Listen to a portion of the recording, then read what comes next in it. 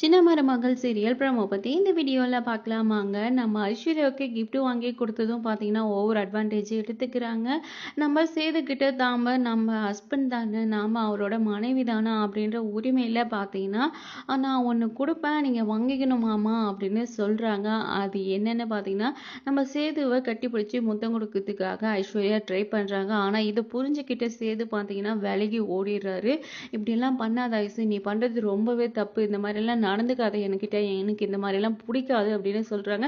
இதனால மனசு நொந்து போகிற ஐஸ்வர்யா பார்த்தீங்கன்னா நம்ம 2 பேருக்கும் கல்யாணம் ஆயிடுச்சு மாமா, ஏன் இப்படி பண்ணுறீங்க அப்படின்னு சொல்கிறாங்க. நான் உங்களோட மனைவி தானே அப்படின்றாங்க. இல்லை, நான் இன்னும் மனசளவில் தயாராகலை, நான் ஆல்ரெடி சொல்லியிருக்கேன்ல, இதுக்குன்னு கொஞ்சம் காலம் ஆகட்டும் அப்படின்னு சொல்லியிருக்காங்க. இன்னமும் நம்ம தமிழை மனசில் வச்சுட்டு தான் நம்ம சேது மறக்க முடியாமல் பார்த்தீங்கன்னா ஐஸ்வர்யா கிட்ட கூட நெருங்கி போக மாட்டேன்றாரு.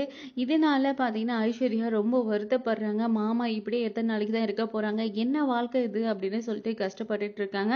ஆனா தமிழை சேர்த்து வைக்கிறதுக்காக தான் நம்ம அப்பத்தா குழந்தை தூக்கிட்டு வந்து கொடுத்துருப்பாங்க. இது தெரியாம தமிழ் கோவப்பட்டு அப்பத்தாவை திட்டிருப்பாங்க.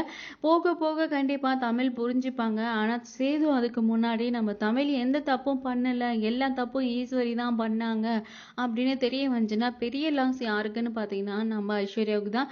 என்னமே தெரியாம கல்யாணம் பண்ணிக்கினாங்க. ஆனா பார்த்தீங்கன்னா அந்த கல்யாணம் முடிச்சும் பார்த்தீங்கன்னா நம்ம தாமரை தான் போட்டிருப்பாங்க, இவங்க எதுவுமே பண்ணல. இதனால சித்ரா தான் போட்டிருப்பாங்க.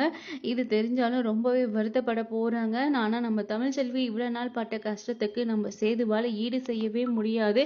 எப்பவுமே ஏதாச்சும் ஒரு பழியை போட்டு நம்ம தமிழ்ச்செல்வியை கஷ்டப்படுத்துறதே சேது வழக்கமா வச்சிருக்காங்க. இப்ப பெரிய சண்டையா போய் பார்த்தீங்கன்னா தனித்தனியா இருக்காங்க. எப்ப சேருவாங்க அப்படின்னு சொல்லிட்டு அப்பதான் ரொம்ப ஆவலோட வெயிட் பண்ணிட்டு இருக்காங்க. பொறுத்திருந்து பார்க்கலாம் அடுத்து என்ன இன்ட்ரெஸ்டிங்கா நடக்க இருக்குன்றது.